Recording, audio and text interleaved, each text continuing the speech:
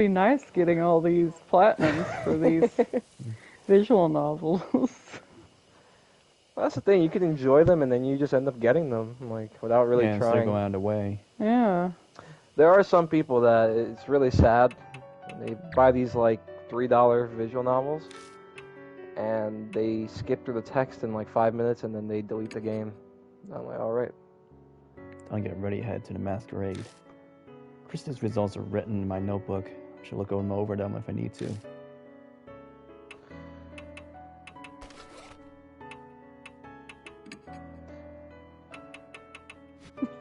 Remember those stats? Yeah. You don't really Carrying do around the against... mini massager. That was from earlier. Yeah.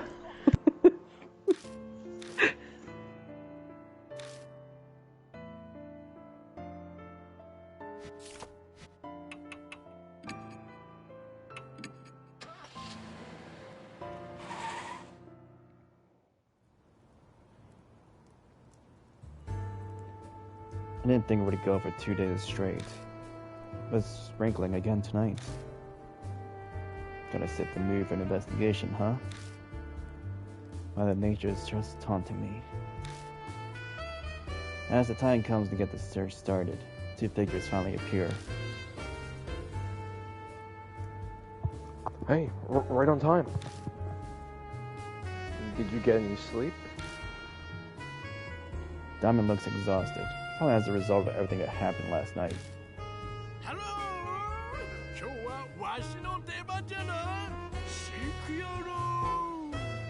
Hey, can you let me speak, please? Okay. Howdy, it's my turn today. Do this, we shall. Banshee? I also never expected Banshee Itou to come help. It's like the Avengers or something. But he definitely has some spiritual powers. Hisoka's judgment is on point. More importantly, how's Hiro doing? She's stable. She's showing no adverse symptoms. She hasn't regained consciousness, and she's exhausted a lot of energy. Being optimistic, it isn't good. At this rate, her life could be in danger. Is that so? I was prepared for bad news, but the situation sounds exceedingly dire laid out like that. The problem is we don't know the cause. Suspect poison, but without knowing what kind, nothing we can do. Of course, can't find a puncture wound for the injection point. You can't give her serum? It's not the only way you give patients when there's poison. Daimon looks exasperated, or rather frustrated, as he shakes his head. So just try random antitoxins? Sure, if you want to kill her, go ahead. Even if we could get our hands on the poison, it would take time to create the serum. It'd be too late. So there's nothing we can do. If we just had something, kind of clue. I look up at the hotel, bask in a sea of neon. There isn't much hope, but we cannot spare either. Well, that's right. Just so you know, I hope this is the right voice. Daimon looks over at me. There's no mark on Hiro's body. Oh. There was no mark on Hiro's body. That's right. I see. It means that a nightmare is starting again. I sigh of relief, the frozen chunk of fear in my chest melting away. I did some investigating on that myself, actually. I went to the warehouse last night. And what did you find? Nothing had changed. That Halloween box was still sealed. Sounds right. Well, that's good. The first good news I've heard in a while. Come on, you two. Why don't you even stand around? Chit-chat. Let's get going already. You're right. Sorry for making you late. this is everyone for today, right? I hesitate for a second as Eita comes to mind. But, this all of us, let's get started. Good. Time to get a move on. He's so energetic this is more worrying than reassuring. Why is Banshee this fired up? Just an FYI, old man. This may be abandoned, but stealing is a crime. My ex-detective gave us the request. Do anything illegal. How dare you! I don't go around stealing things. I'm helping out with the goodness out of my heart.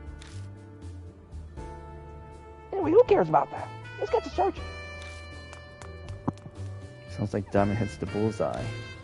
Banshee rushes ahead to the hotel after trying to get away. As troublesome as ever. Well, it's at least reliable at times like these. By the way, Yashiki, may I ask you to do something for me? No need to be so formal about it. If something were to happen to me, please move Hiro to another hospital at once. Talking to another doctor I know. Okay.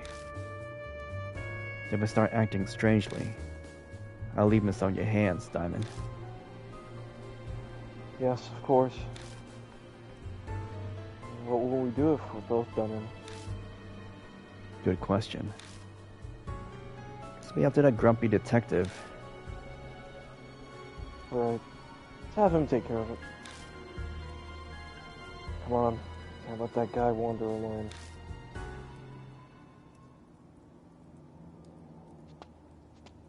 Where is the food at? There's nothing here. Oh, it's still all fancy in here. Unless that's Banshee. Right. Can't tell. Banshee's cheerful Okay. voice hits us as soon as we step inside. Maybe I could make this my second home. Oh, what's this glass case about? Talking to himself, he starts rummaging around. I already warned you once, old man. We're not here to play. I don't think Banshee's listening.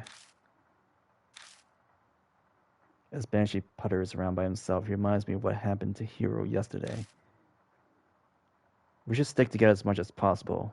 It's dangerous to go alone. Yeah, you're right. Hey, old man, you listening? I have ears. He hears us all right, but clearly won't listen. Good grief.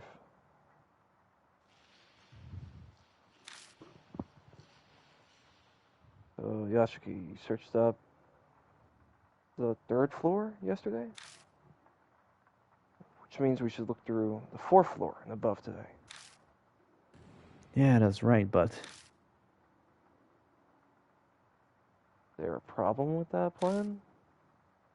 We went up the stairs to the 4th floor. We just ended up back on the 3rd again. I told him about the mysterious phenomenon we encountered yesterday. Are you sure you weren't just confused?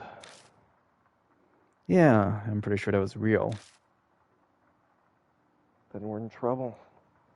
There's no other way to get to the 4th floor? What are you talking about? There's a way right over there. Easy. Banshee unexpectedly butts in. What do you mean? That thing right there. See? Do you bumpkins not know what an elevator is? Daimon lets out an irritated groan. Ugh. Man. You know elevators need electricity to work, don't you? You think this hotel has any power? If there isn't any, then all you have to do is make it so that there is. There are devices that control electricity. I should know. I'm an expert. Oh, really? Is that so? Daimon sighs. I think he lost the will to argue. Guess I'll just have to find a device thing myself then. He heads off, and after I told him not to wander away from others. I just asked you not to go out by yourself. Banshee, I'm begging you, stay! I didn't get to finish my sentence. A splitting pain pierced my head. I fall to my knees. Ugh! Yashiki, what's wrong? My head. Suddenly... Do you get chronic migraines? Do you have any medicine on you? No, I don't think that's it. My head is just throbbing. Pulsing headache. You don't have any medicine. Nicing it is best. Go buy something from the vending machine. Sit here until I come back. Try to stand. Could fall over.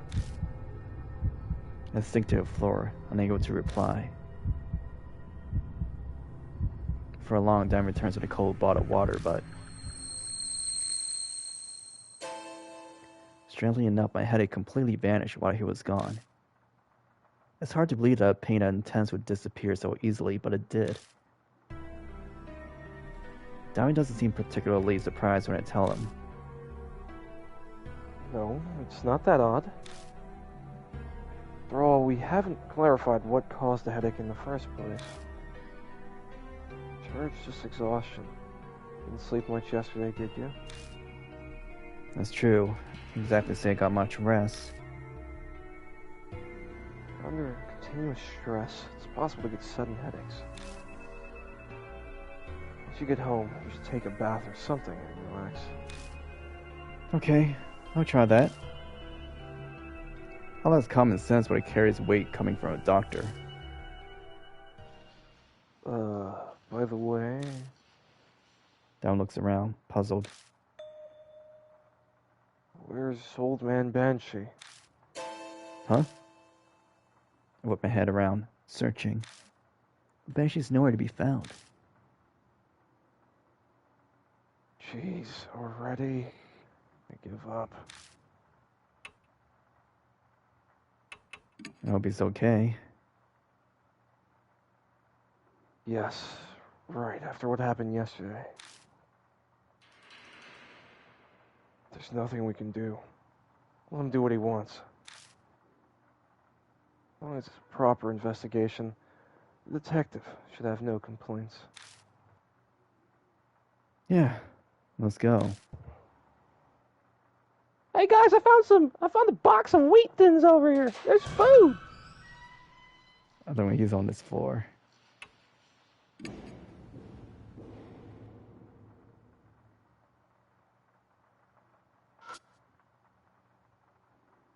Masquerade wife. It's a picture of a masked woman gazing at a man. Opened the door to the guest room and walked inside.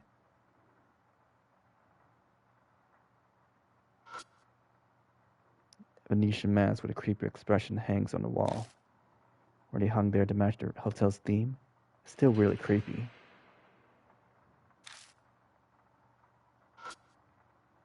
See what looks like paper under the bed. Try pulling on it, but it doesn't budge. I have to lift the bed up a little more if I want to get it out.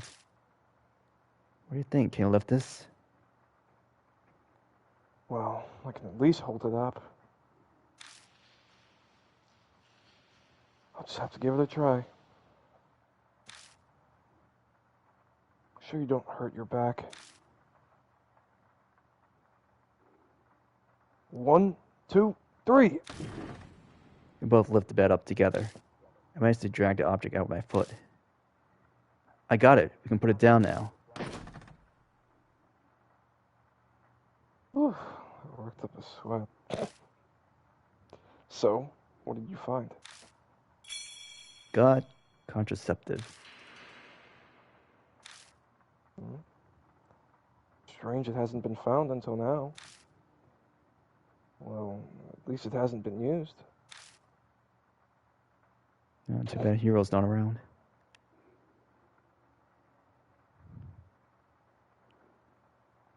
I don't think she's You're gonna like make it. You're like a pack rat. You just carry everything.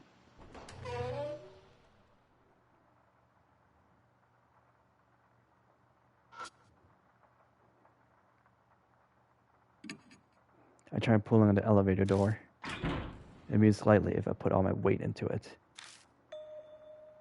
It's impossible to open alone, but if I had some help, I might be able to force it open. Want to give it a try? Lend me a hand. Alright, I'll show you what I'm capable of now that I've gotten healthier. On my count. 1, 2. We mustered all our strength and tried 2 or 3 times to force the doors open. Then... Whoa! There's the sound of something snapping and the doors suddenly slide open. Did we break it? Maybe. It's probably still okay. But now we can search inside the elevator. Go on in.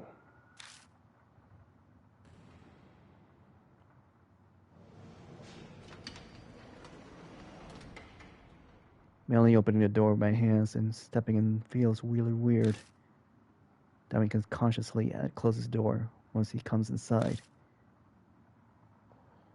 Doesn't leaving an elevator door open concern you? True.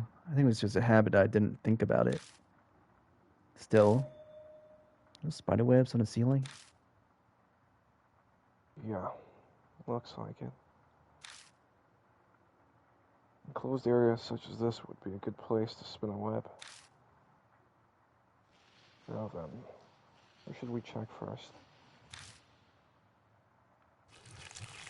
Whoa! Yeah, there was something there. It's hotel floor guide. And this room number is from the first floor to the 6th. So the VIP room is on the 6th floor. It's the only one with a different color. Yeah, this room numbers are first floor to 6th floor. Touching it coats my fingers with dust. 6th floor is in a different color, so there could be a special room there.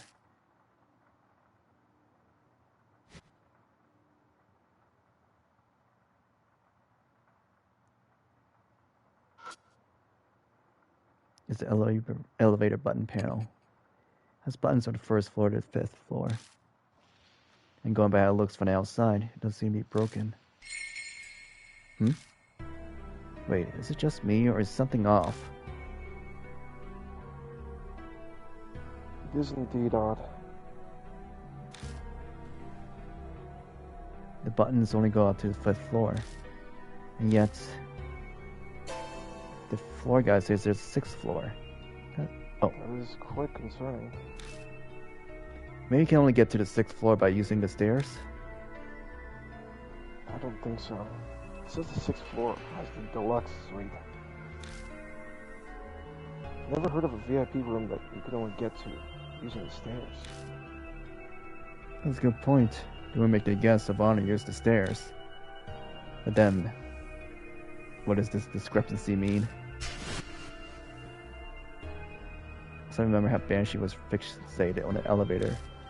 Like he somehow knew it was held a secret all along. In the end, we just had to try to get it moving. Huh? Get what moving? This elevator, like what Banshee was saying. Daimon stares at me, his face a mask of utter disbelief. You know Banshee has mysterious powers. Maybe we just need to be a bet on them. This idea has a huge hole in it. The problem is how we go about getting it to move. I don't have the slightest idea. I see now. I was going to get irritated with me, but Daimon thinks about something for a while. Though he slowly starts talking. Yasuki, to be honest,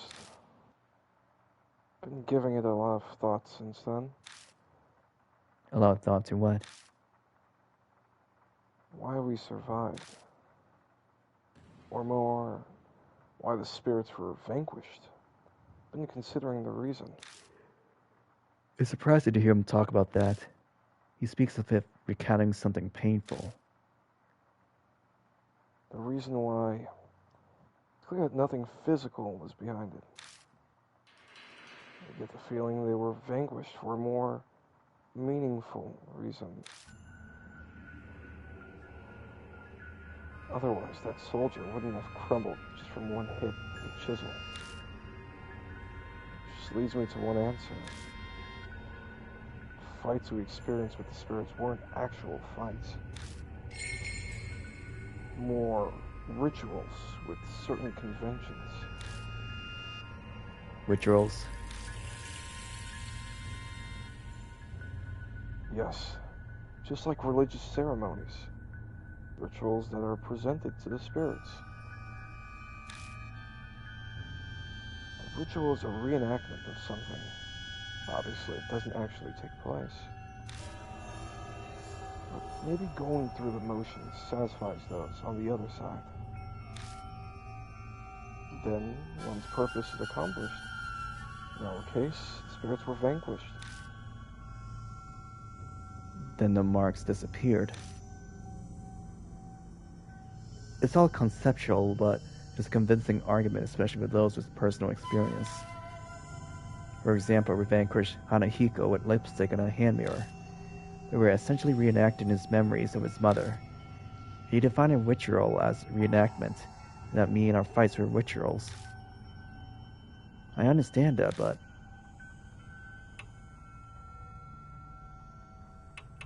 does this require a ritual too? That was my point. We must fix the elevator. That much is clear. But perhaps we only need a ritual. In other words, go through the motions. So he's saying we need to perform some kind of ritual to get the elevator moving? It's almost like playing house. This isn't playtime. Rituals are serious. An adult will get excited over a groundbreaking ceremony. True. This is the work of being caught up in some delusion, like the spirits. Ritual might make something happen. The investigation was entrusted to you. Therefore, I leave the decision to you.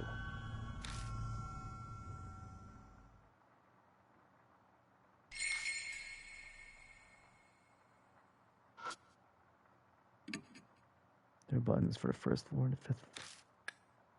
Push one of the buttons. As I thought, nothing happens. There's a small keyhole above the operating table buttons. I touch the keyhole. Seems like when it's turned, it will switch something.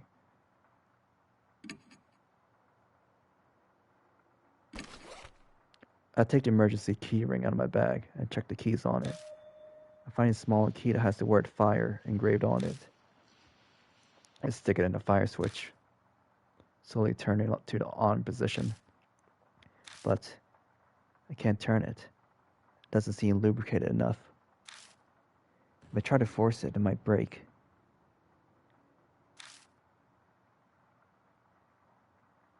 Think that's the right key.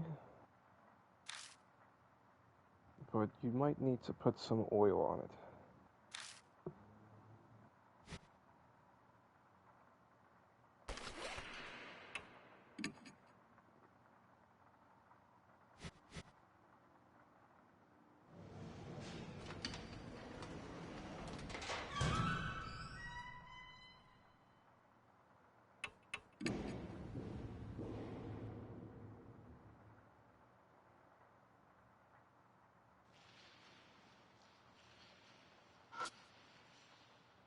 Display case holding various products.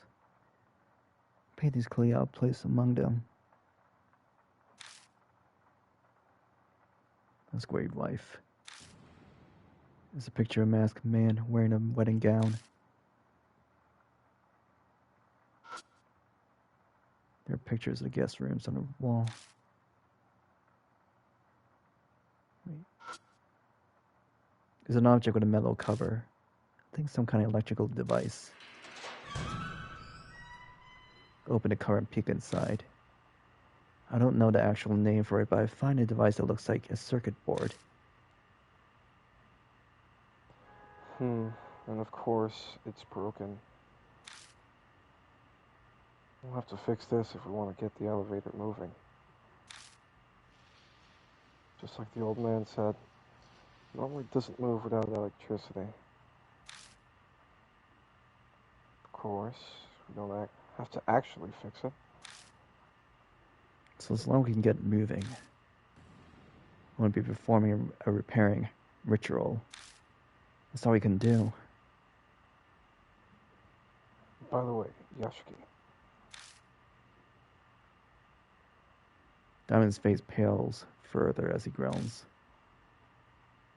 This stuff hanging everywhere.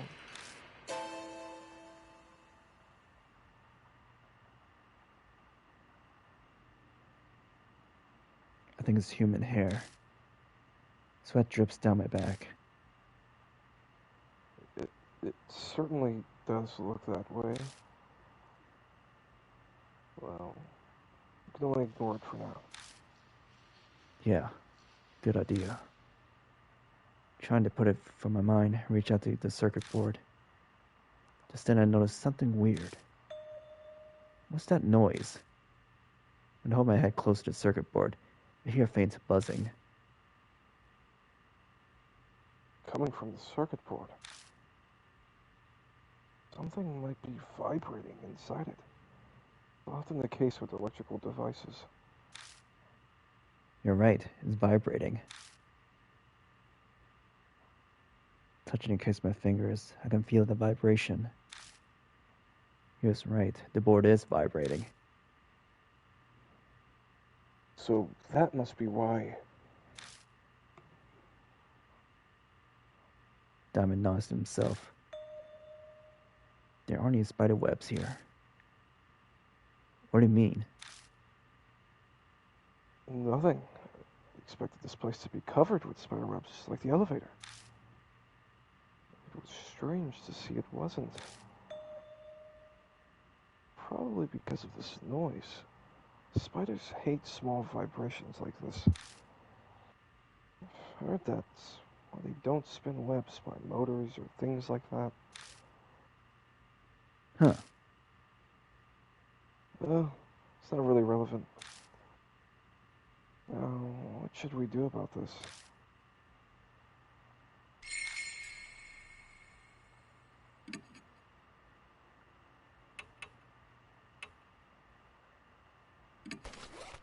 Attack on the spoon, place it on a bar.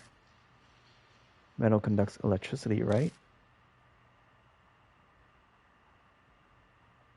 I see. So electricity will be able to pass through that.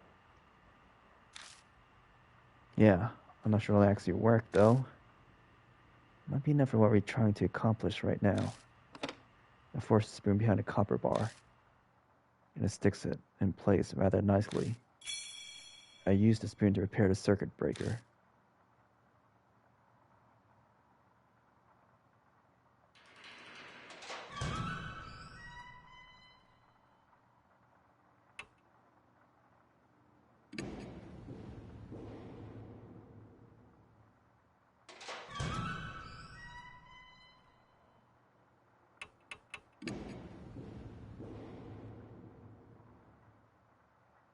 We return to the third floor.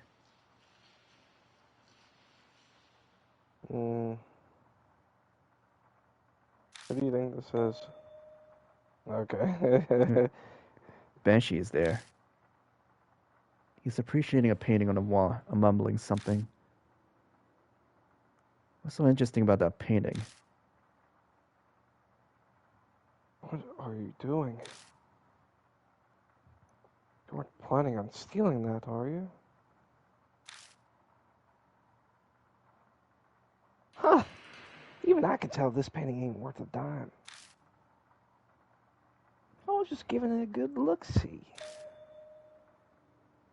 These paintings seem to have a specific order to view them. I'm gonna go look somewhere else.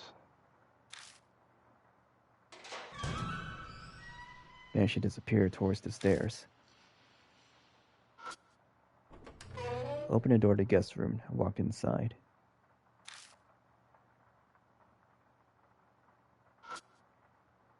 There's an unnatural space along the wall. Going by the stands, likely something once hung there. There's a door leading to the bathroom, but it won't open, so it must be broken. I put my hand on the door and try pulling, but it doesn't move at all. I see. Try opening it while pushing from another direction. Which direction is that? One not involved with it opening or closing, so from the side. Try pulling on the frame again, and I'll try out my idea. I pull on it again as I'm told. Dan pulls his hand aside the knob and leans his weight towards the hinge. Then, the door, which had stubbornly refused to open, now abruptly pops open. Wow, it actually opened. Just a little life wisdom.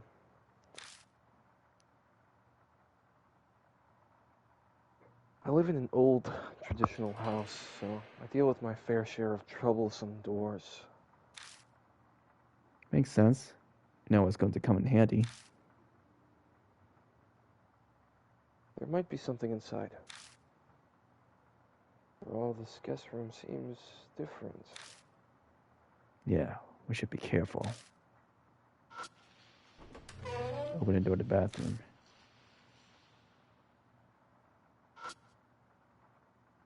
There's a shelf stuck to the wall. It's lined with hairdressing product, cologne, and lotion.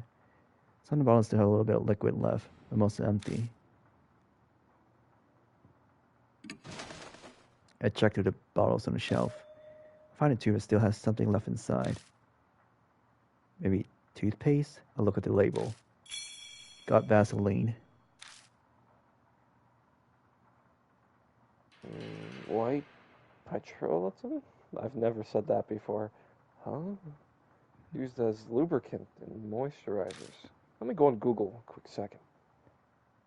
Huh. Might come in handy. I think they might have misspelled it. It might have just been petroleum. Probably. There's a bathroom section off with glass. Looks like it has a rather extravagant bathtub. When I shine a light through the glass door, I find trash lying in the bathtub.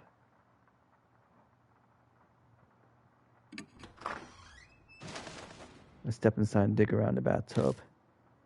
I immediately notice a large object that looks like a small log. What's this? I stare at it until I realize what it is. Got wooden horse head. Daimon seems shocked. Might be a little late to be saying this, but you really are impressive, Yashiki. Toilet sections off with a glass door. I go inside and flush the toilet. The toilet has a horrible coughing noise and splits off some black water. When I look up, I notice something stuck on the side of the tank.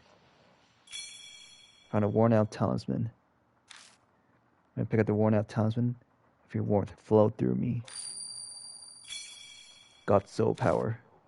The worn-out talisman crumbles silently in my hand.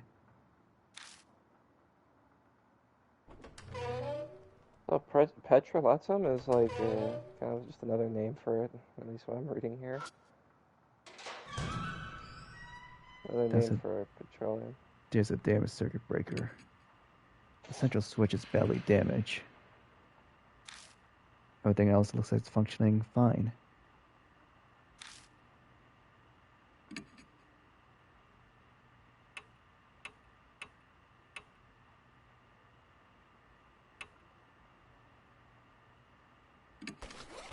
I take out the condom. It's in its original purpose, but it's still warped rubber.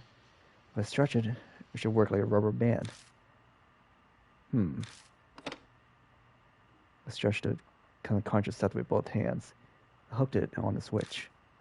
It takes more strength than I expected. I managed to connect the ends and fix the switch in place. Huh, you're pretty imaginative. I had some experience. Interesting. I used a contraceptive to repair the circuit breaker.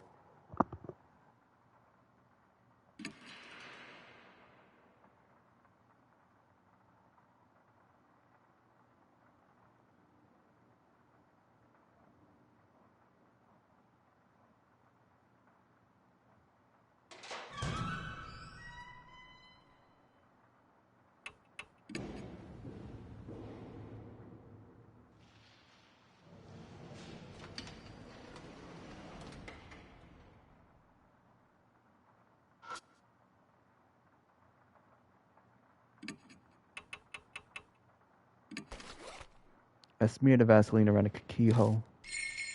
It's nothing more than a replacement for oil, but it might help this key slide better. I take the emergency key ring out of my bag and check the keys on it. Find a small key that has the word fire engraved on it. I stick it in the fire switch. Slowly turn it to the on position. Something clicks. Then, Whoa! the elevator automatically moves to the first floor. Daimon groans as he wipes sweat off his face. I can't believe it. It actually moved. Wait a second. You're the one who suggested we do a ritual. I suppose so. Still, I'm shocked. Finally. Yeah, might be able to go to above the third floor. Exactly. I wonder what we'll find.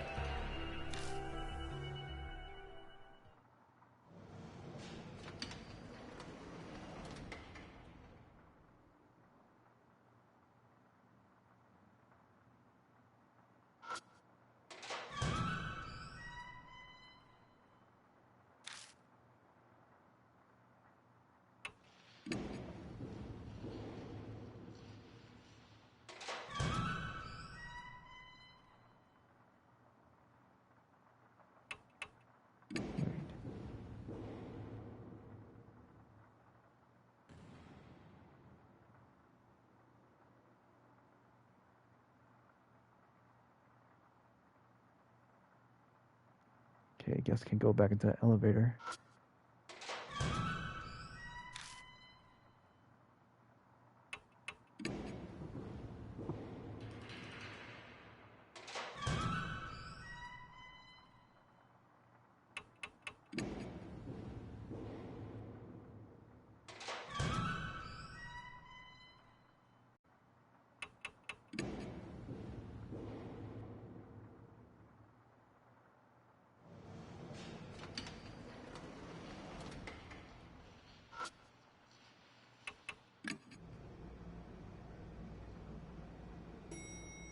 The elevator stopped at the fourth floor.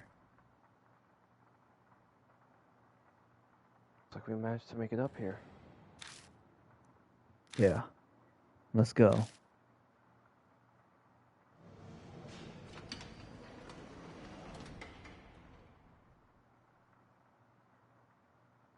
The gloomy hallway stretches out ahead of us. It doesn't look all that different from the lower floors.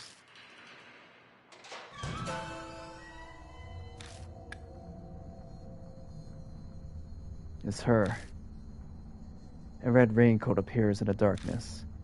My grip on the flashlight becomes sweaty. That's... Daimon takes a step back.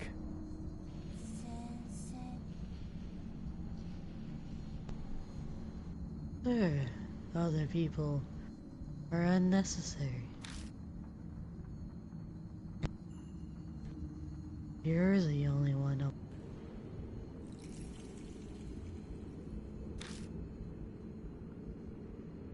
I don't like roofs. She's calling me sir again.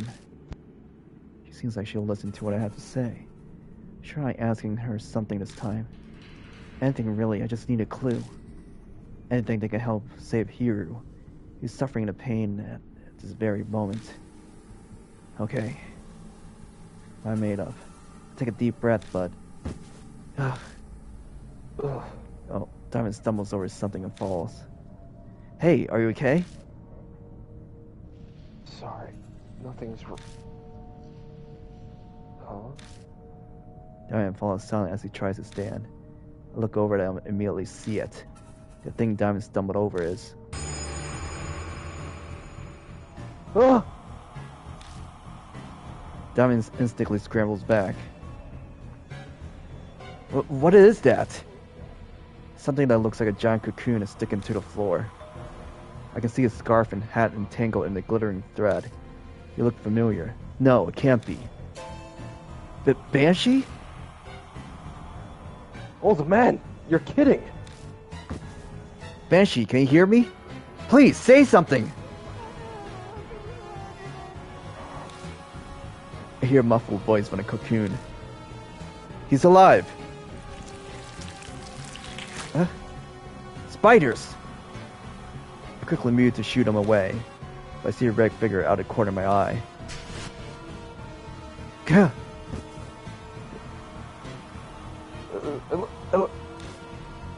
Daimon's so panicked he unintelligible. I know what he's trying to say. Escaping to the elevator is our only choice. Go! Go! Together we rip Banshee off on the floor. Carrying him like a log, we stumble to the elevator. We fall into the elevator and repeatedly slam the button for the first floor. Banshee, can you hear me? Hey, say something. Daimon tries to give Banshee medical treatment. Damn it, he's no longer responding. His body's going rigid. As Daimon focuses on helping Banshee, he sees something black squirming by his shoulder. Daimon? Huh? Ah! I blink and suddenly the entire elevator is filled with wriggling shadows. They come in one after the other.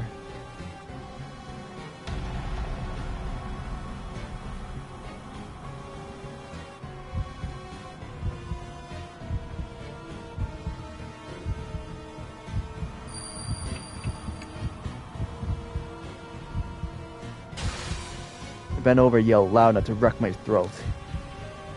The spiders vividly stop moving for a moment.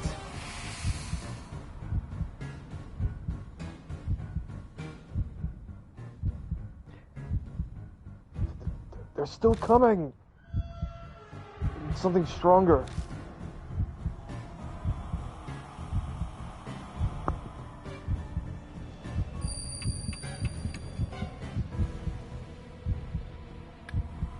I take the massager out of my bag, press it against the wall, and turn it on.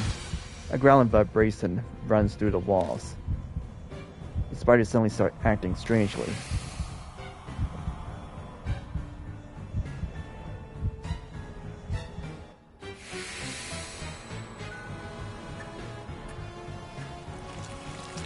The creatures vanish instantly as if they'd only been a mirage.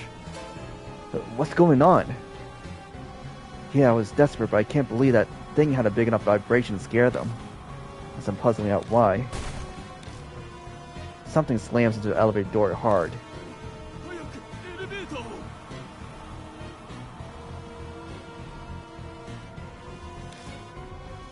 Right, I need to hit a button. But then I realize I already pushed the button a ton of times. I press the button for the first floor again. When it clicks, this metal box is stranding us. Why isn't it moving? Whoa! It's her! Hurry! Hurry! Hurry! Hurry! It's obvious who she is. Move, move, move, move!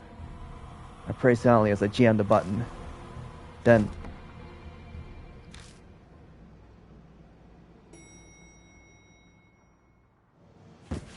we stumble out of the elevator without checking to see where we stopped. We're in the first floor of lobby. Did we escape? Yeah. For whatever reason, the elevator decided to move at the very last second. I doubt my prey actually worked, but I'm not sure what happened, but I think we're safe. I breathe a sigh of relief. A figure appears in the gloom.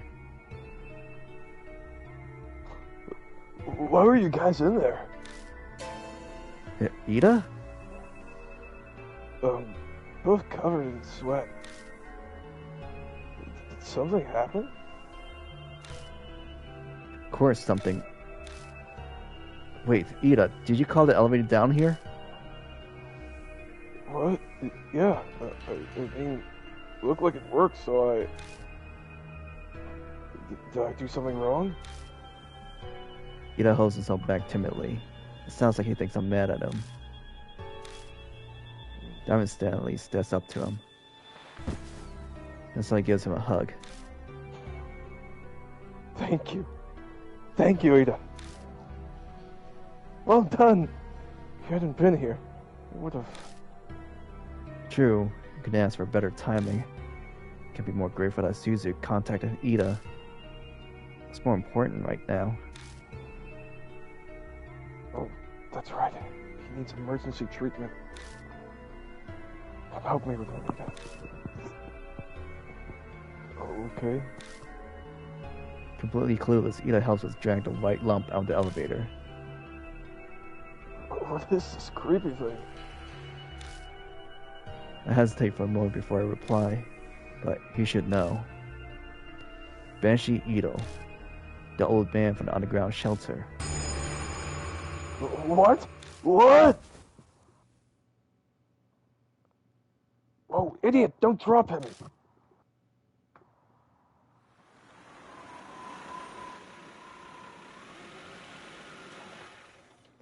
And don't get back to Kujo's mansion till almost midnight. My exhausted body groans in pain as I collapse onto the sofa. My head feels heavy like it's in a fog. To top it off, things are worse than yesterday now. Banshee was sent to Daimon's hospital, immediately admitted. He's no longer conscious, and untrained eyes would say he's just sleeping, but he's actually fallen into a deep coma. His condition is very serious. To be honest, I wanted to go along and do something to help, but Daimon chased me out of the hospital. He said I'm overworked and sleep deprived. Eita stayed behind at least. Not that he's replacing me, but it's good he's there. I'm frustrated myself for thinking he'll be useless. Once everything is over, I definitely need to thank Shuuji.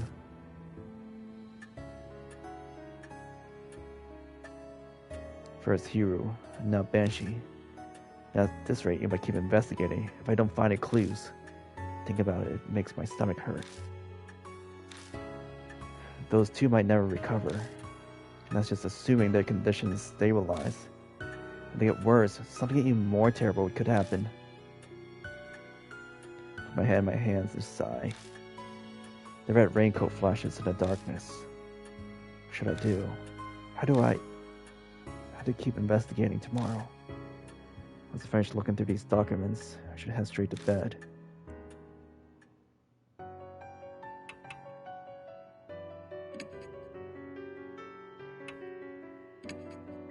I have to go investigate again tomorrow. Need to go to bed early and rest.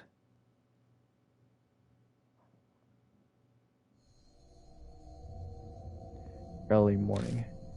I get the worst wake-up call ever.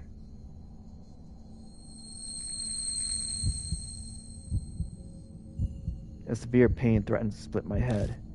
The mysterious headache from yesterday is back with a vengeance. I meant to go to Daimon's hospital to see Hiro and Banshee while it was light out. Spots flash before my eyes. I can't even sit up. I pull the sheets up and wait for it to pass.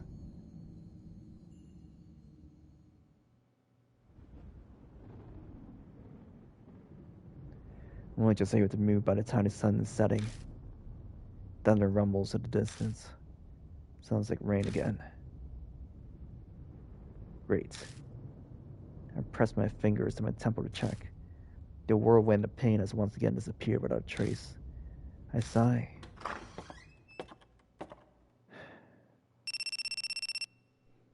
Mashita calls us. I'm making coffee in the kitchen. He said he'd come along for tonight's investigation. Was to finally wrapped up his other cases. He mentioned he dropped by the hospital in between cases to see Hiru and Banshee. Seems like they went berserk when they awoke and are restrained. They refused to eat. Relying on IV won't work forever. I didn't expect the report to be good, but this is a critical point in the case. Oh, before he hangs up, Mashita utters a warning. Then this is the 11th hour. Mashita doesn't offer a reply. The red lights outside the rain soaked the window, a hazy like a wilting flower. It's time to head out.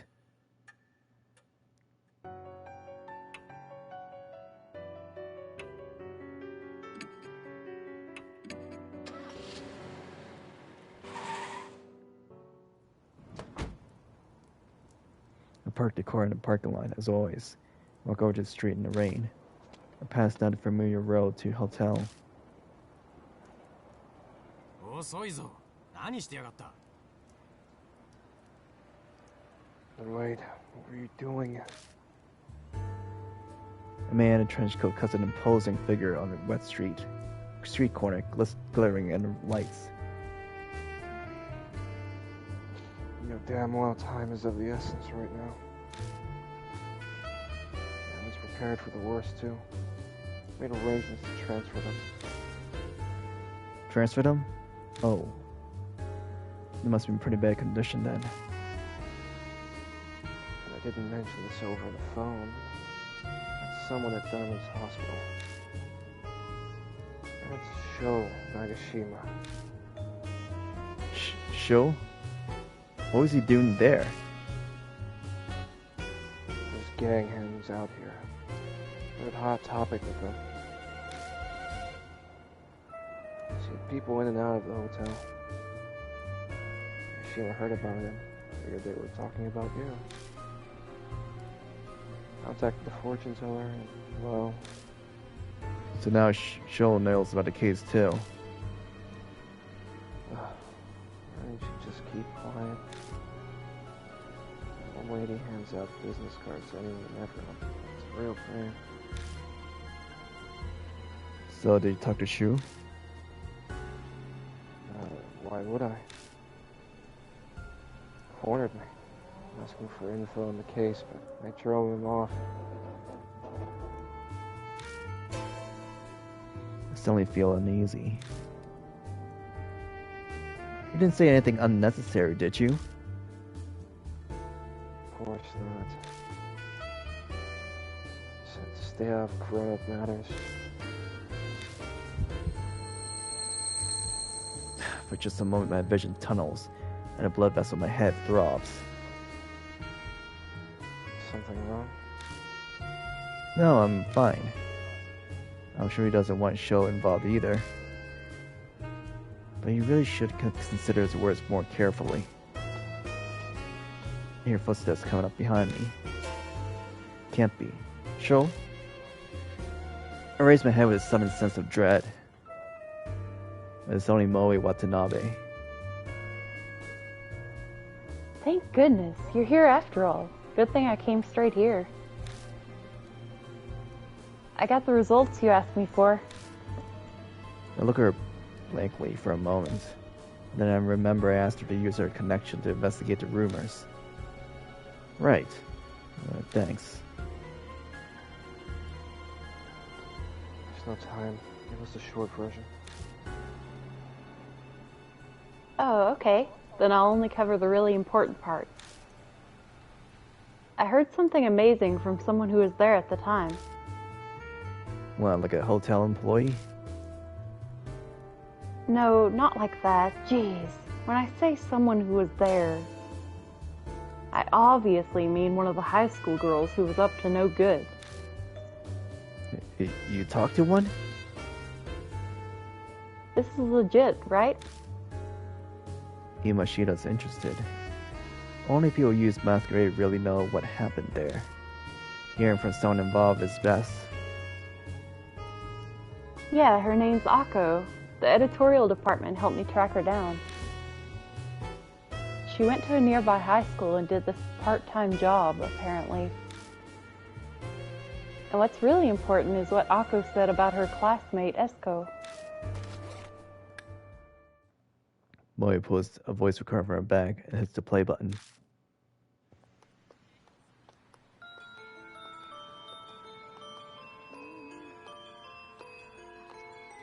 Light.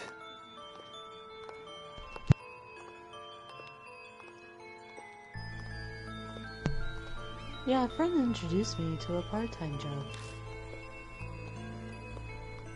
It was whimsical. I just did it on the whim. Yes. Yeah, so we're supposed to meet up at the hotel, Masquerade. And there's a system there where someone introduces us to the customers. We get a lot of money from it. Everyone was dying to get hired. But one day, there was like an incident. Someone at school found out about the job. Some goody two-shoes school rep. That she was going to tell her teacher, Nora. Everyone freaked and apologized to her, saying they'll stop. She wouldn't listen. If our parents found out, it would be the worst thing ever. We begged, but she didn't budge. In the end, she left class, saying she was going to go to the police with Imra. We were totally freaking out, so I went to the hotel that night. I mean, at that point, there was no harm in going, you know? But then, she was there.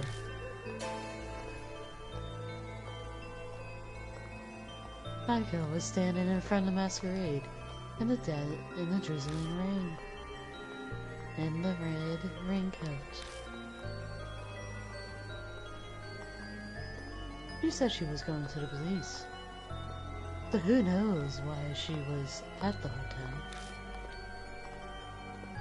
But it made us all jumpy and on edge every day after that. Except nothing ever happened. Then after that, Masquerade shut down. And I guess they uncovered something. Huh? The job?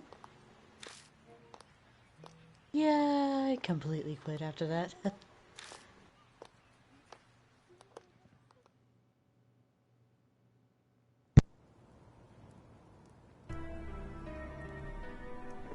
That's Ako's testimony.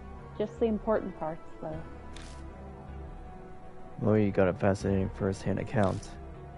The rumors of Red Riding Hood and what was written in a guest book were found in a hotel. All the pieces in that girl's confession. So what ended up happening to Esko? I don't know exactly, but apparently she stopped coming to school. According to Ako, she just suddenly stopped showing up. Mashita snorts.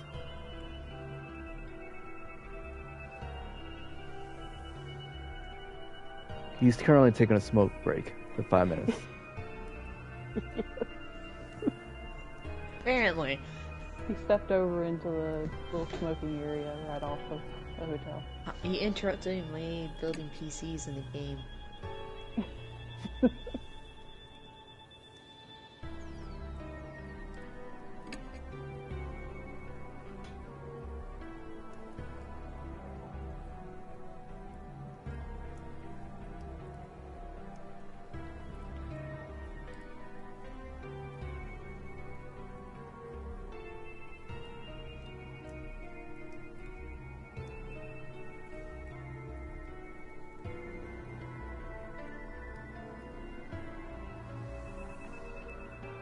What's everyone doing for Christmas? We don't really have any plans. I'm gonna be in Pennsylvania. I'm gonna be staying at home, doing nothing, absolutely relaxing. Yeah, that's pretty much what we did. We didn't even really bother putting up the tree or anything this year. Yeah, same here. My mom put up a whole bunch of her decorations, so she wanted the decorations. She didn't want to deal with the tree. Yeah, it just kept getting later and later in the month, and it's a big job, so... I don't think Mom can even get to the tree. I think a car is in the way. Yeah. My dad's repairing a car, and it's in the garage, and someone messed up the whole entire garage, so you can only get to the front of it. Because all the parts are on the sides and everything. You can't even get to, whatever we have in the back of the garage. That's not good. So he has fun time trying to get to his tools. That's all the way to the back of the garage. You have a garage at your apartment? Well, yeah. It's it's not attached to us. It's a detached garage. Right. We have 2 of them.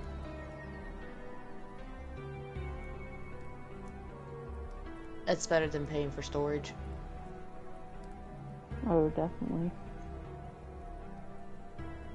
They have a refrigerator in there, and they have I think, another dryer, and a whole bunch of really old furniture from the 60s.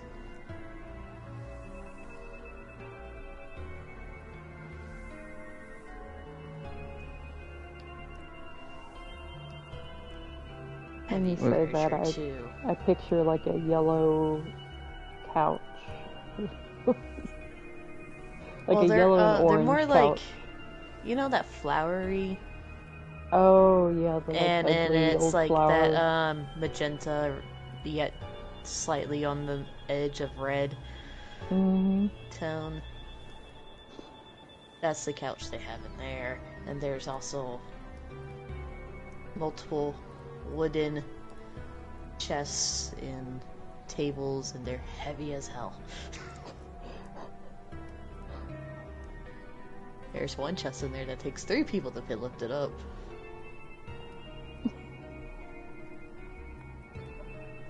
Alright guys, I'm back and I'm just tired of everything.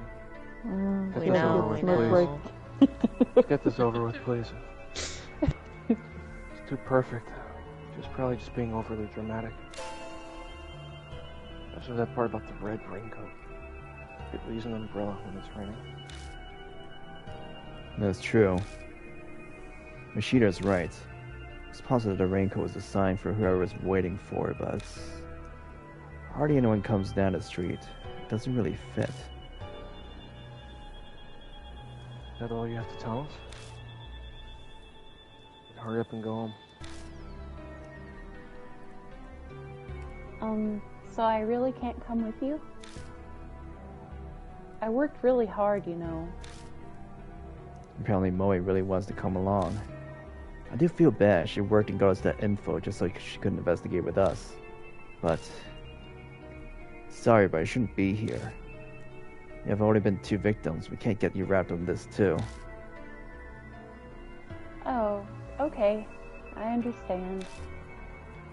Moe nods. Guess she's already over it. You better tell me all about it later, and be careful.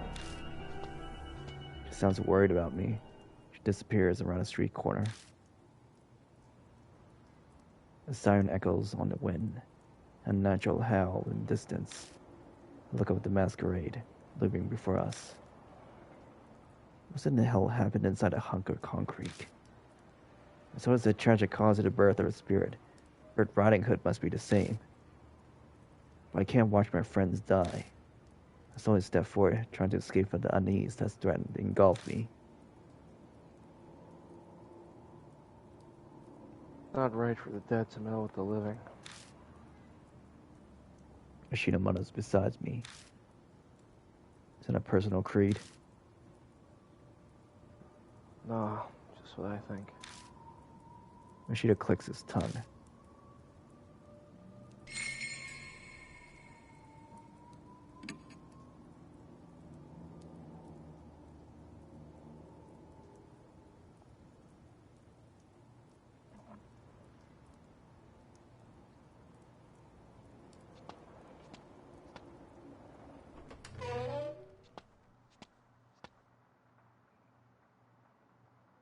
Hey, I step into the lobby. Mashita stops in front of me. What's wrong?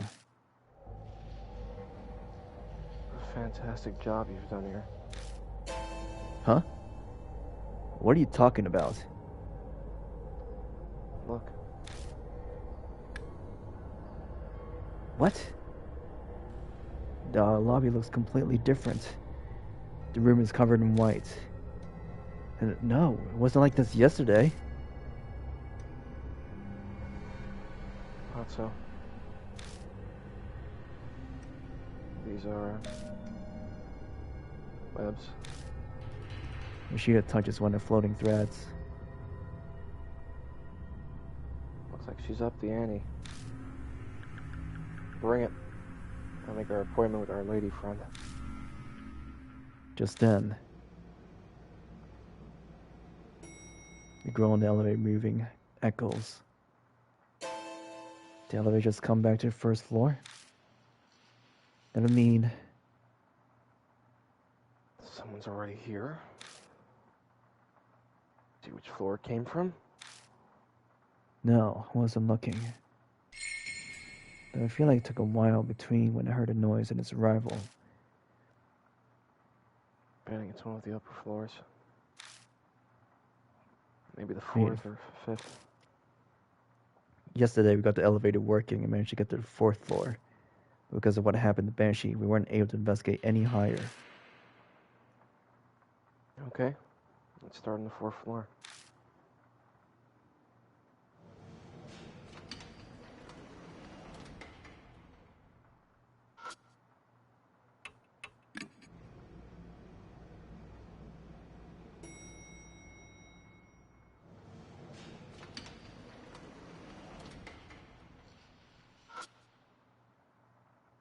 Masquerade wife.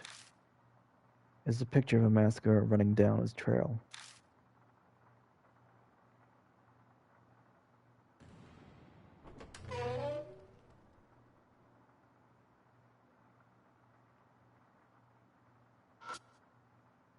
There's a chest with a vase on top. I'll pull open a drawer and find a notebook. Got mask guest book 401. What's that? A guest book provided by the hotel. Guess right about their experiences in it. And glance at the pages. The guest book and entries are clearly different from all the other ones. This covers a number of horrifying topics such as devil worship and different kinds of torture. Every page is crammed with stuff like that. It's impossible to tell which ones are delusions and which ones actually took place. The only thing I can say for sure is that it's surging with a twisted, single-minded appetite. I suddenly hand over the guest book. Mashita skims through it, then smirks. Huh. Quite the hobby. Handwriting differs by page. It was written by several guests. I find it hard to believe. I sincerely doubt there are so many people in the world who have a unique hobby. They're like moths drawn to a flame. You wouldn't even know to look at them. Pieces are finally coming together. It seemed this hotel offered a special service for its provoted guests.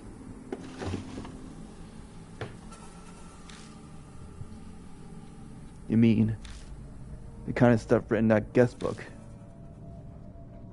Yeah. Kids working in that part-time job were probably part of it too.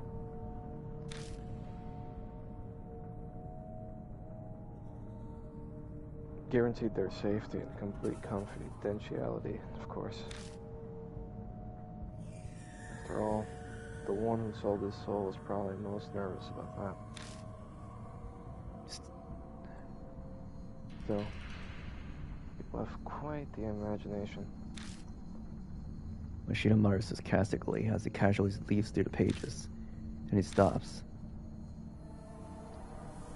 Hey, this phrase, do you know what it means?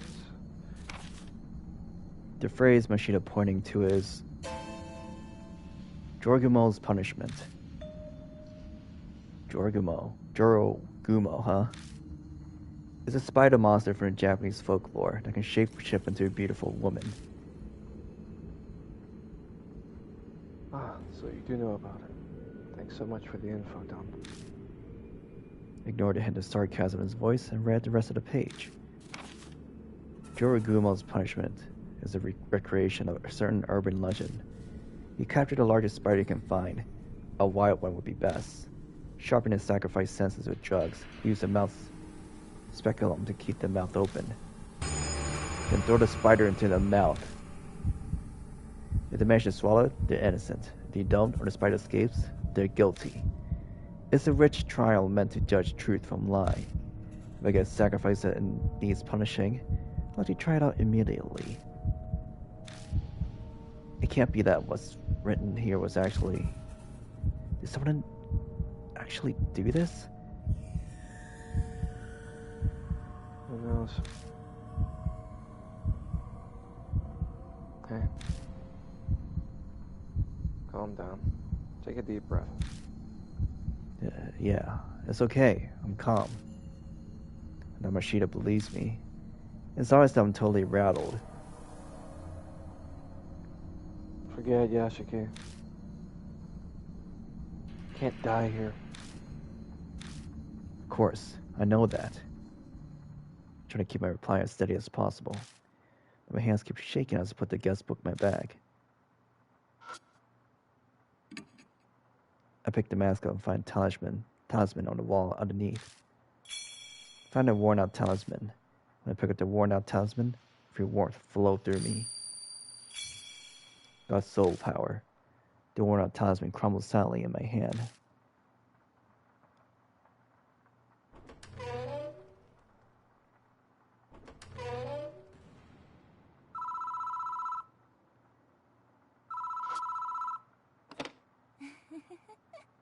I hear a faint laugh. I don't hear anything more coming from it.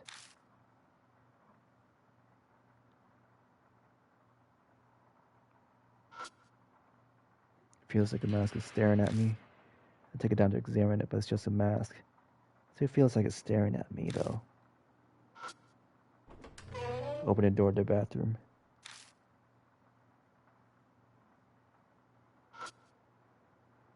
There's a horribly stained sink. I really don't want to do this, but I still need to check it out. I shut my eyes and stick my fingers down a drain. I touch something hard. Something cylindrical is stuck down there. Sadly, my fingers don't seem to be able to reach it.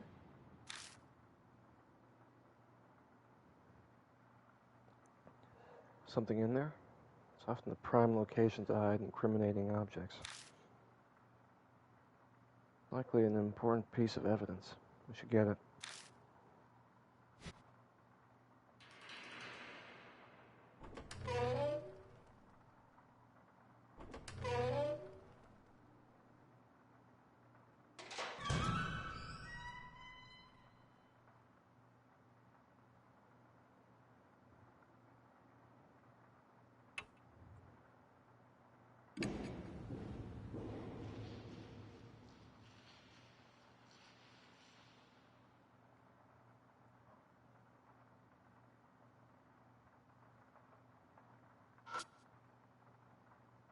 Mask-weared wife.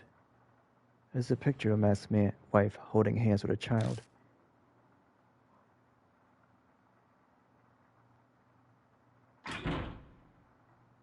The door to room 502 is locked.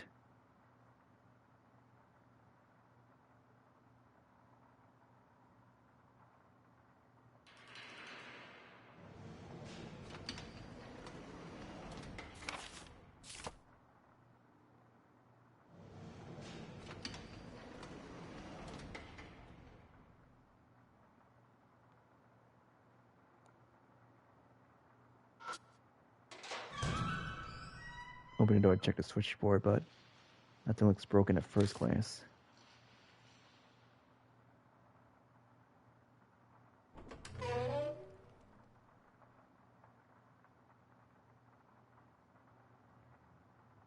Hey, shine the light inside.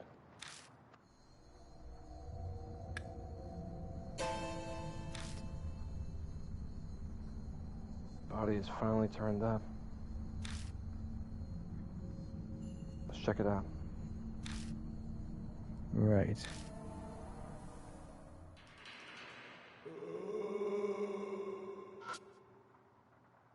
There's a skeleton left hanging in the restraints. Spider webs wrap around its entire body, make it look fake at first glance, but when look closer, it does appear to be, well, an actual human corpse.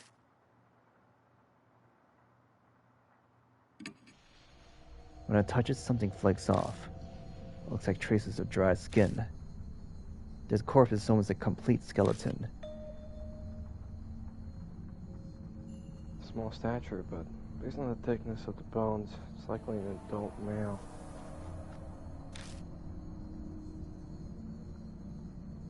Considering how dried out it is, I'd say it's been here for at least a year. Problem is the cause of death. Mashita meticulously searches the corpse, then finally shakes its head. Just can't tell. Be strangled by spiderwebs?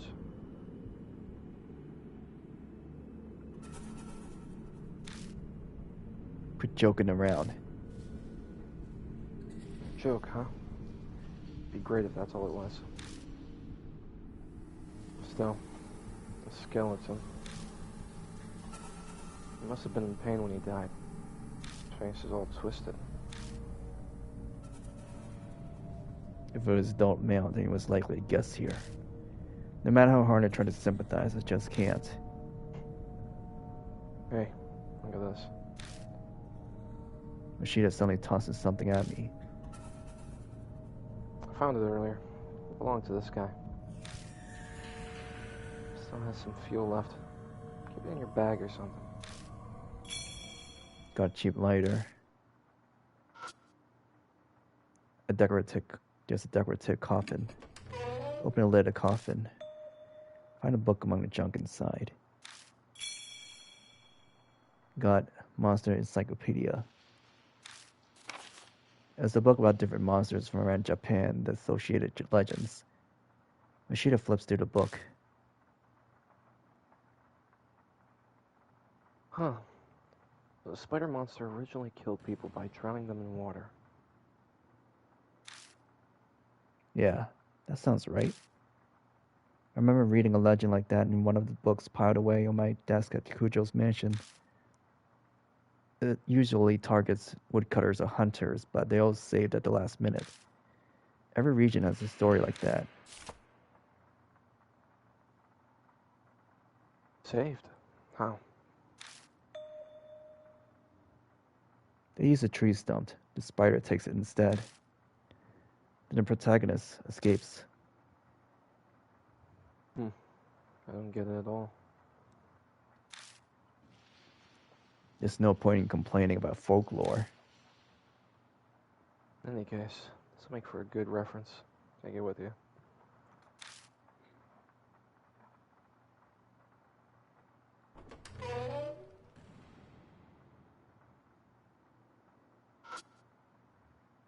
There's a storage cabinet beneath the sink.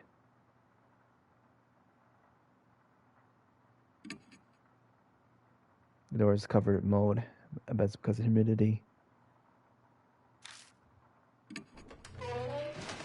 Open the door and rummage around inside. Got a bent hanger.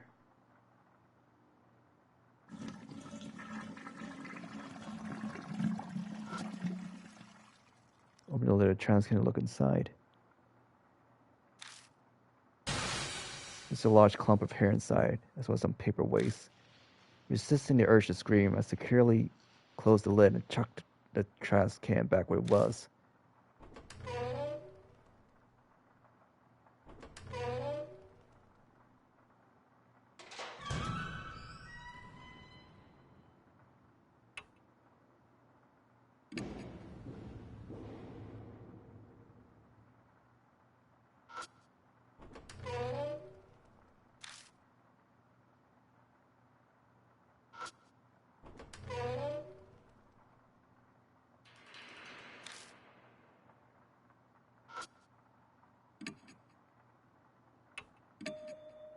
You know what? Idea hits me and I take out the bent hanger. I should be able to bend this into any shape I want. And bend it into one straight wire so I can fit it down the drain. I stick it in the pipe and move it up and down. I hear the sound of dirty water being dislodged and hit something hard. Got a key to room 502. On the key, as the detective said, Deluxe Suite.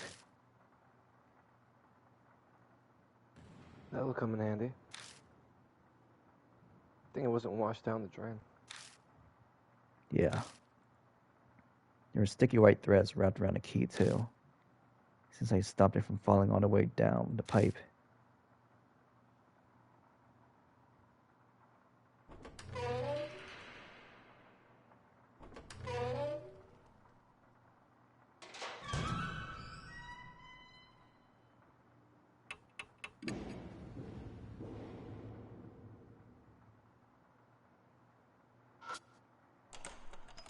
Use the key to room 502 to open the door.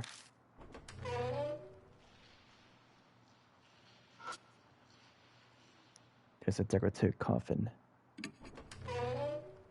I open the lid of the coffin. I find a book among the junk inside. Got Demon Encyclopedia.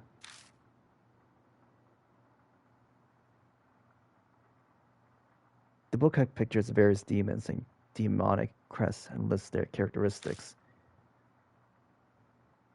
I guess the guests here were interested in stuff like that.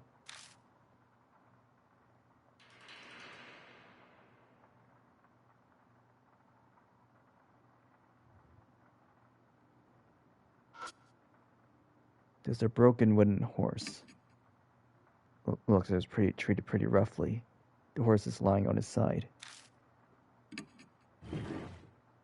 I got to lift up the wooden horse. When I do, I notice something catch the light. I pick it up and discover a metal tool. It's a mouth speculum. Usually used for medical purposes, but some maniacs use them for other things.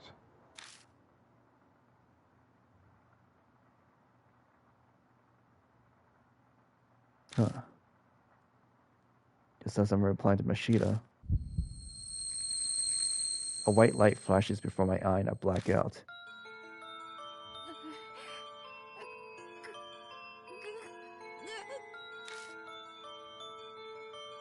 I hear someone sobbing.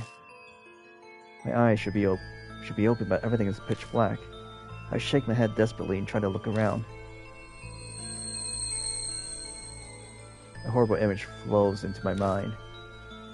What is this? A young girl is blindfolded and restrained. Her mouth is being forced open with that tool. Her breathing is ragged. She must have been given a drug of some kind.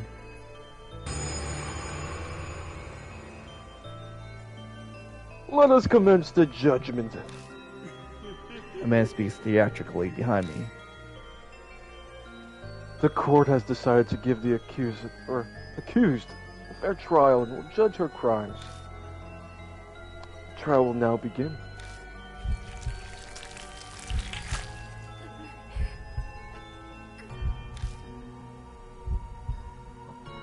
She'll put this spider in the accused's mouth. If it crawls out, she is guilty. If she can swallow it, she is innocent. Upon hearing that, the girl starts jerking around frantically, her movements haphazard.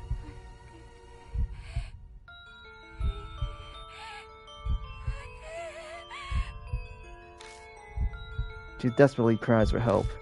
Her words are garbled from fear or the drug. I hear men jeering. Then a man releases a giant spider into the girl's mouth. Ah! Hey, get a hold of yourself. Can you see me? The spider! Get it! Get it! Idiot, calm down. Cops are coming after us now. My gosh. With a sludge to the jaw, I finally return to my senses. That's right. I'm in a real masquerade. Then the vision I just saw. What did I just see? I went somewhere. You haven't gone anywhere. Just fell on the floor and started writhing. I feel like woken from a long dream. Can't believe that was a hallucination. Finally calmed down? Yeah. I'm fine now. I might swallow my forehead and swallow. That girl who was restrained, was that Etsuko? If it's so, then was she unable to go to police because she was caught by people here?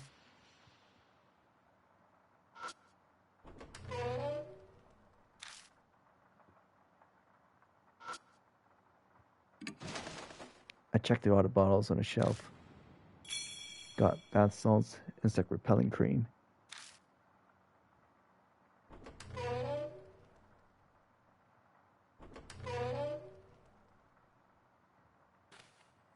I hear a footstep as I step into the hallway. I turn in the direction the noise see. Shao? Shu Nagashima is standing there. Mashita said he ran to him at the hospital, but I can't believe he came. Shu? What's the matter? I take a step towards him, but Mashita stops me. Wait, something's not right. Look closely at Shu's face. No, it couldn't be. His face is unnaturally stiff. Suddenly he begins yelling angrily. I was looking for you this whole time. I'm gonna kill you! He raised the metal bat who was hiding and moves into the attack. Get back, Yasuke. Mashita yells, urging me to escape. We're in a hallway, closed walls. What should I do?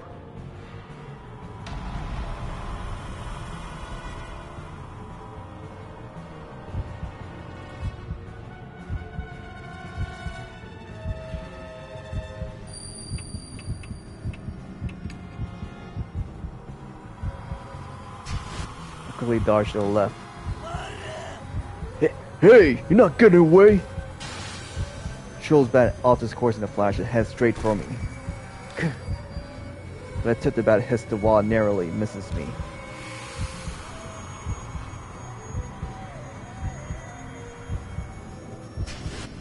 He straightened only to swing his bat again. Shit!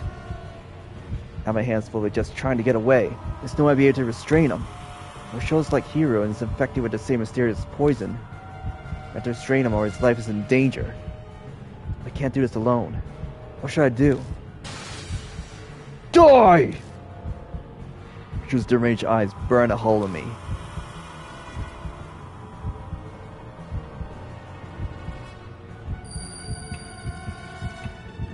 Draws attention. Ah! My chances are thin no matter what I do, then my only choice is to draw his attention. Huh? Shu hesitates for a moment, confused. A second later. Dumb idiot! You know when to give up, old man! The metal bat flashes above his head. Then... You're the idiot.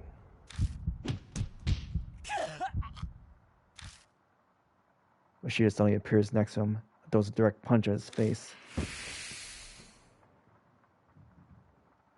Sound like a 3-hit combo to me. Yeah, sounds like it.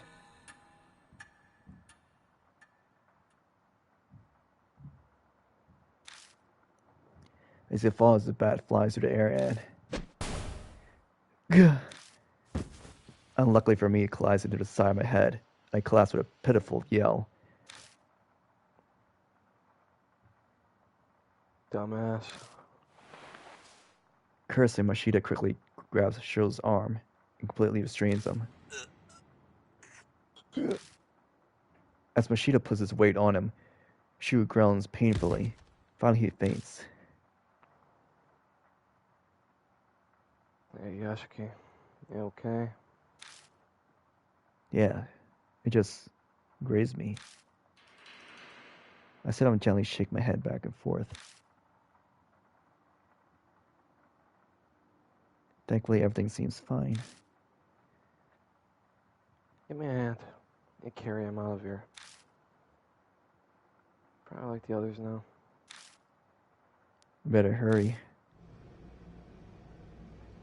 I think Shu will end up in his third victim. I should make myself stand, but my spirits have dropped down to my feet.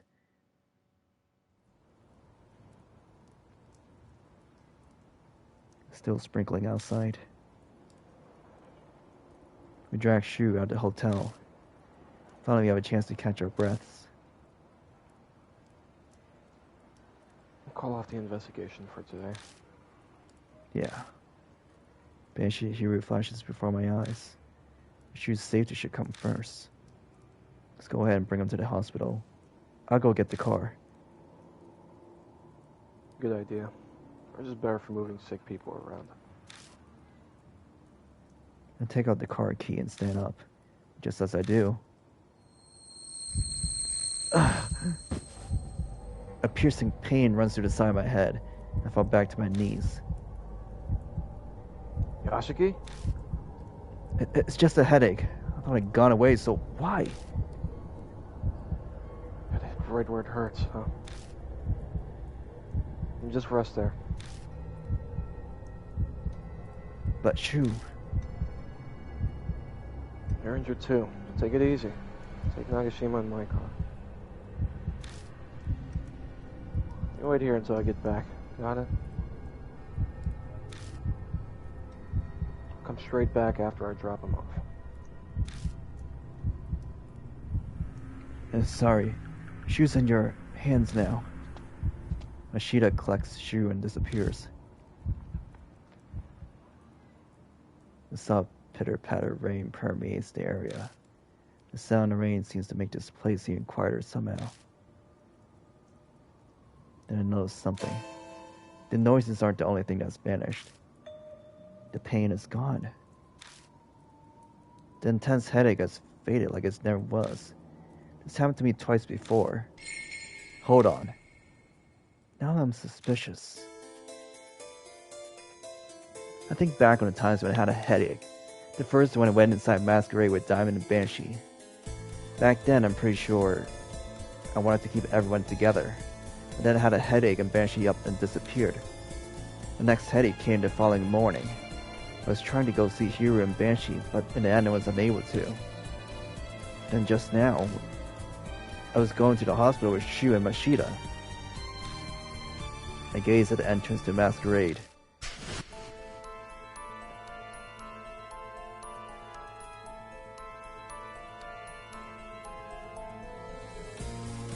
You're the only one I want to be safe. That's what Red Riding Hood said. I get it. You. I stare at the hotel as if I can see through doors. I feel I can see a red figure inside. One rainy night, a girl stood there, wearing a raincoat. You're still waiting even now for the one you respect so much. That headache was attacked when I was trying to stick with other people. I stopped trying to stay by myself like I am now. And it vanished like it was never there. I get it. Hiro, Banshee, now Shu. Got my friends all caught up in this. That's right. It's all my fault again. I'll come alone. So, do what you will.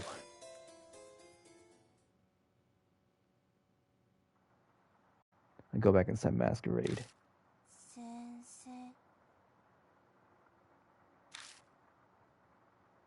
A voice calls from the darkness, as if it was waiting for me.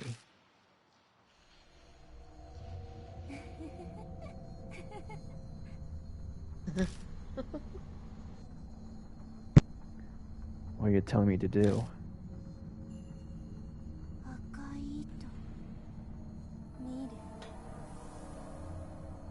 You see, the red fate, the red thread of fate. The top floor. In the room of math. Top floor.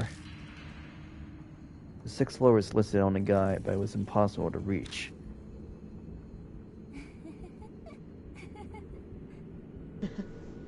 I'll be waiting.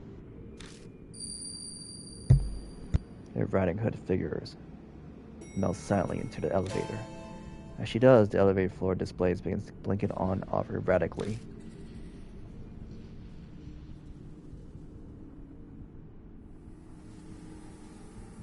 The combination.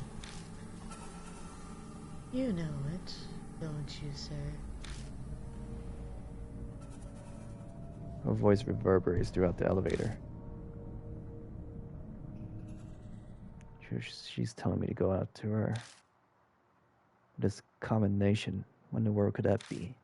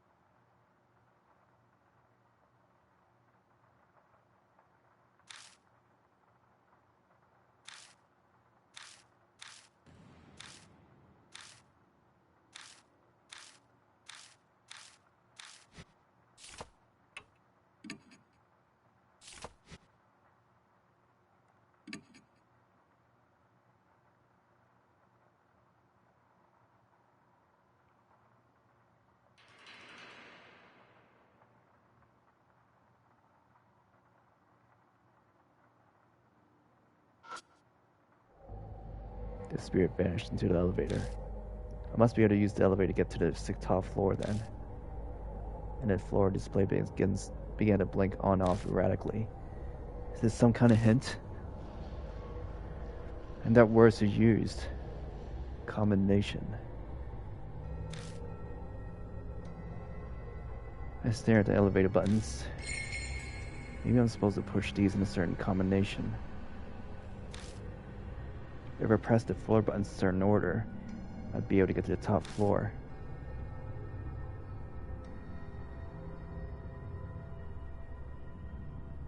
What's the order? I got no idea. Got to think. There has to be a clue somewhere inside Masquerade.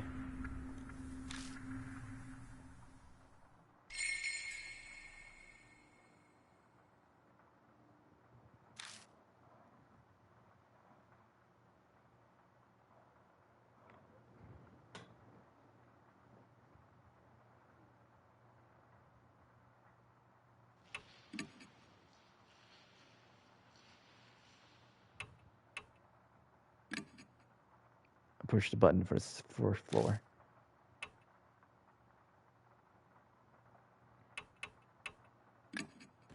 And push the button for the 2nd floor. And push the button for the 1st floor. Push the button for the 5th floor. I'll push the button for the 3rd floor.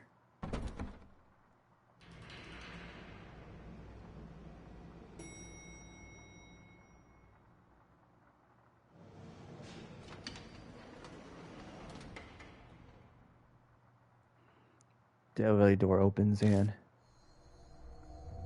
a musty stench greets me.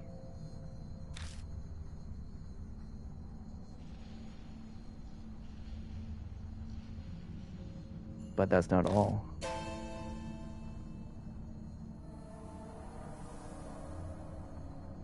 The smell is blood.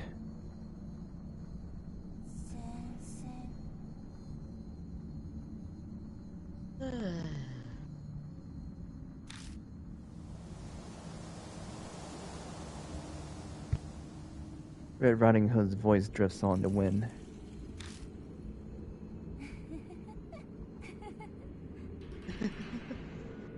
I've been waiting.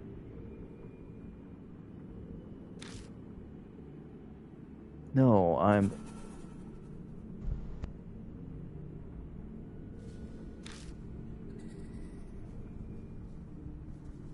I doubt my words to reach her.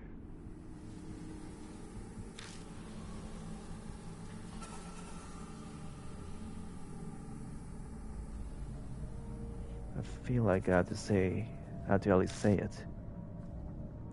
I'm not the one you respect.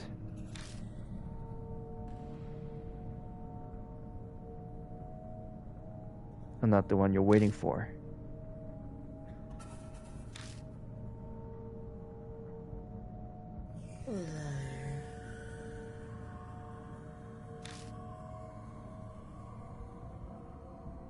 Always.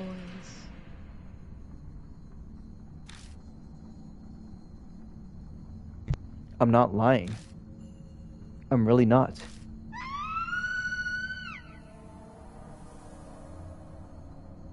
A scream splits the night. It's the same one I heard during the spider torture.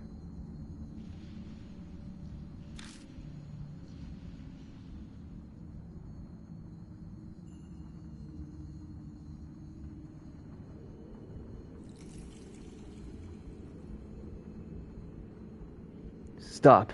Stop this. This won't accomplish anything. That's why, is it? I'm going to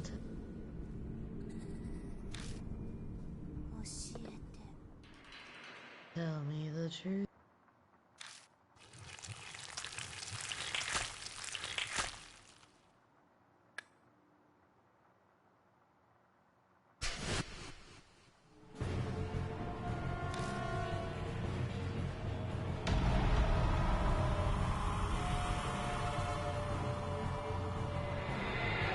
Countless spiders fly into the darkness and starts crawling all over my body.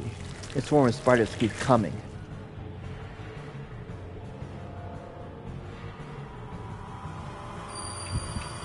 Activate the massager. Oh, shit! I take the massager out of my bag and hold it against my body, hit the switch. This worked before. The spiders start acting strangely. They'll scramble away.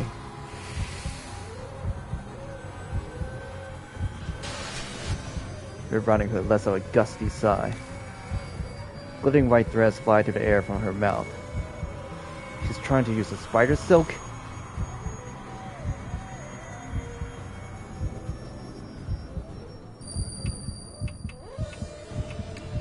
Use the wooden horse head. I hold the horse head over mine as protection.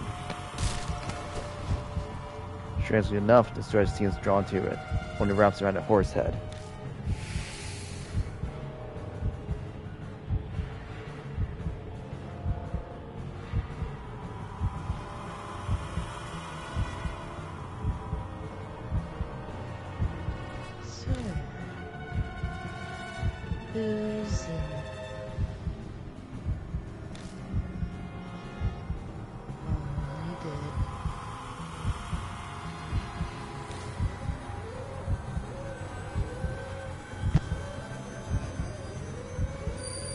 Now it's going to launch its side.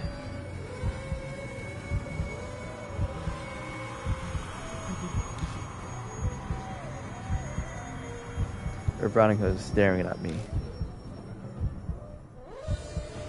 Good, come with me. The only thing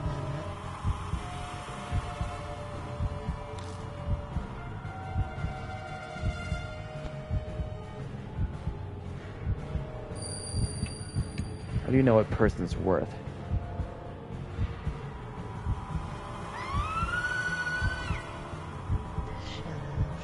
Shut up. Her Riding Hood screams again. Her menacing eyes glares at me.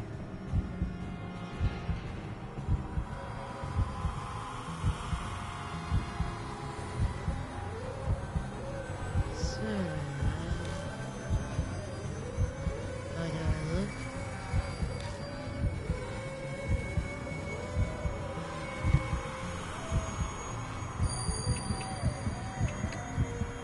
extremely attractive.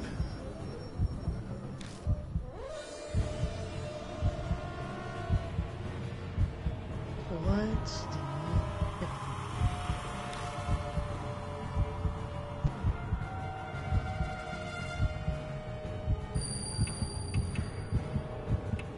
The honesty.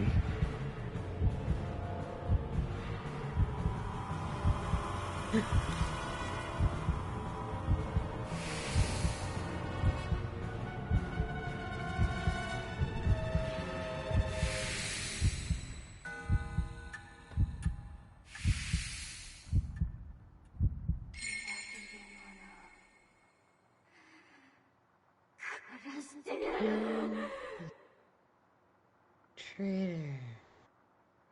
Together. The Riding Hood's figure wavers then. Smashes through the window off into the night. Did she just jump? The bustling city can be heard outside, heard out the window. White, my sweaty brow with my shirt sleeve. Something touches my cheek. Something's floating in the darkness. Thread? As I follow with my eyes, I realize that it's wrapped around my wrist. Whoa! Something yanks me towards the window. I brace my legs and try to resist, but all in vain. I'm thrown out into the night sky. I scream as I plummet. No, I should be rushing towards the ground. Just as I give up all hope. A strong jolt makes me look up. A man struggles to hold on to my arm, his teeth gritting worth effort. You stupid baka! Mashita? Shut up and give me your other arm. Hurry up! Grab onto me! Right.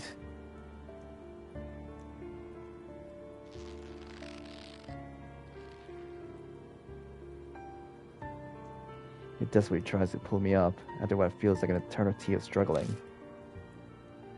I make it over the ledge, and tumble safely back inside the hotel.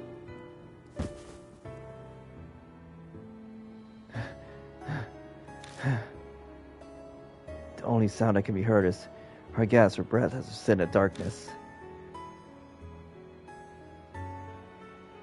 Why did you ignore my orders? She just spits words out between wheezes. Sorry. This isn't the time to be making excuses. Might be better off shutting up. Idiot. Try putting yourself in my shoes. Is she gone? I think so. The window. Still trembling as I point to the broken window. She threw herself out of it. She might have been trying to take me with her. No, not you. That Sir person. Yeah, I suppose you're right. Can you walk? Let's go. She slowly stands and looks at me. Nicely done. Wasn't bad work for an amateur like you.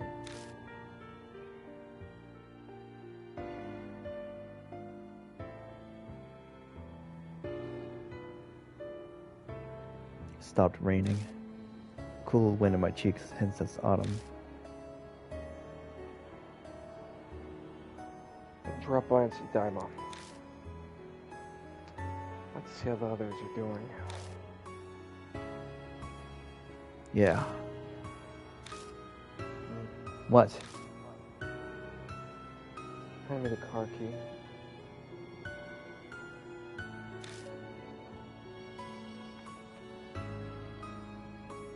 No, I can drive. Completely going mad. Your hands.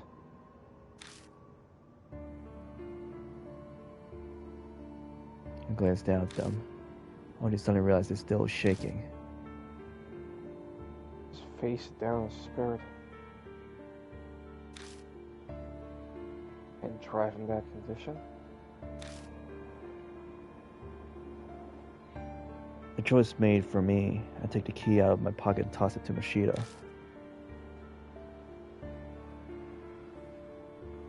The corner parking lot. Right. You rest here. His figure melts into the darkness. As I watch him go, I notice something down that wet asphalt. It's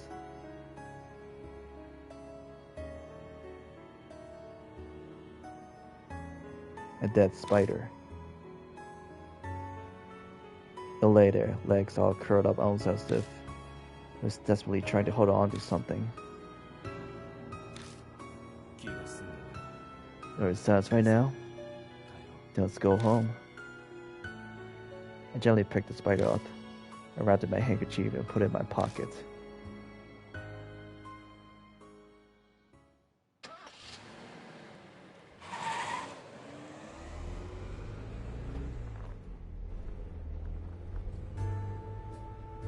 The car ride back is a blur. As I let Mashita's voice wash over me like background radio noise, I remember wondering if Red Riding Hood might have stolen a part of my soul. For the investigation today, Moe tipped us off on that testimony, remember? That helped me connect the dots. I realized the teacher was wrapped up in the case. A teacher from a school near the hotel was arrested for breaking the law.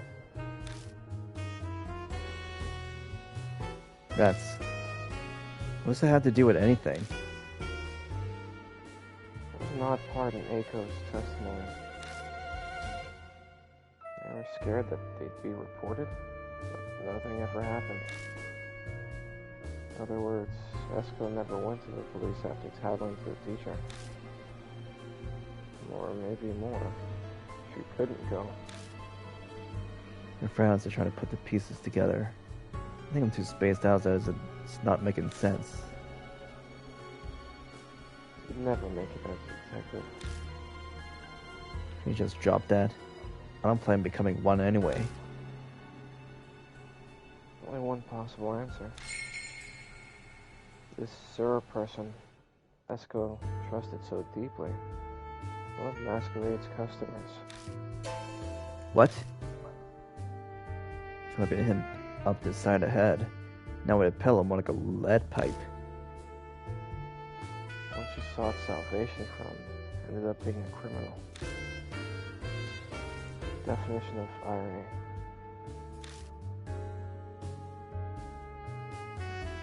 She glances out the window and chuckles dryly. The bitter sound fits both our moods. There's a teacher and Mora. Do I mention it? Oh. It's okay. You go ahead.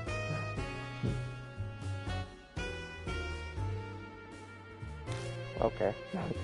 Oh, okay, never mind. I saw a photo of him. He was thin, tall, type popular with students. Well, I suppose. He glances back at me through the mirror. I'd say he wasn't too unlike you.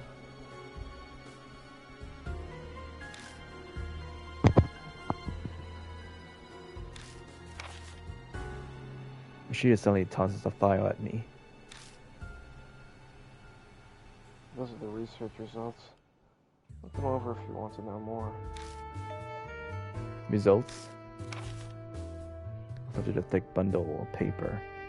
They had set of very well organized documents. It would take a lot of time to gather this amount of information. It hits me. Wait a second. Mashita just said that he connected the dots with the help of Moe's testimony, which means he knew all of this before we started our investigation tonight. You knew everything? I said I put it all together when I heard the testimony. But I decided not to tell you just in case. Why? If I'd known, I could have... What would you have done? His tone turns mocking as he laughs. You just sympathized too much and let down your guard. Be grateful I didn't.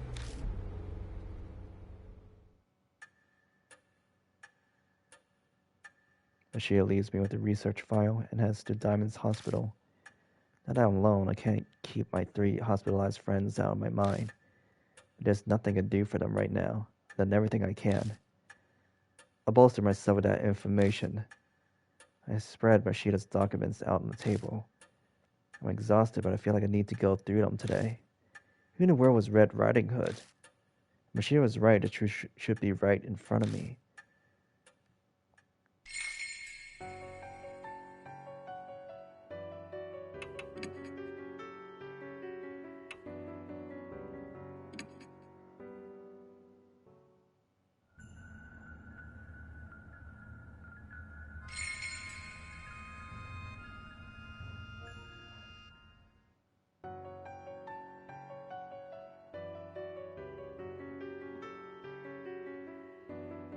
So the case around the masquerade quietly comes to a close. The invisible scar in that dark street. The lives lost there would never return, neither with a trampled dignity. I lost something as well. Hiru, Banshee, and Shio's condition worsened after that. They were merely transferred to a larger hospital. Because of that, they narrowly escaped death, but their psyches remained forever damaged. According to Daimon, the chances of them ever recovering are very thin. How this happened to people who were only trying to lend me a hand. It would have been better if I just died from the fallout masquerade's window. I struggle to think get through each and every day. This Red Riding Hood revenge, they can't admit that it's effective.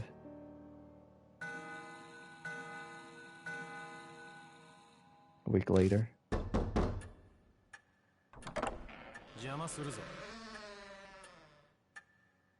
Coming in. Mashita suddenly shows up at my doorstep.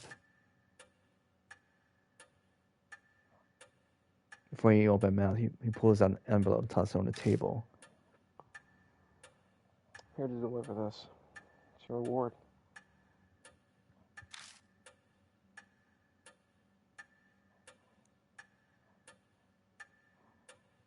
What a joke. Reward for something that happened to my friends. Should I know? Client asked me to do this. Oh.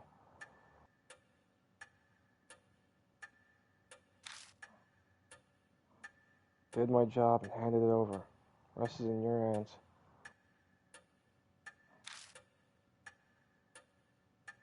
Damn, what a pain.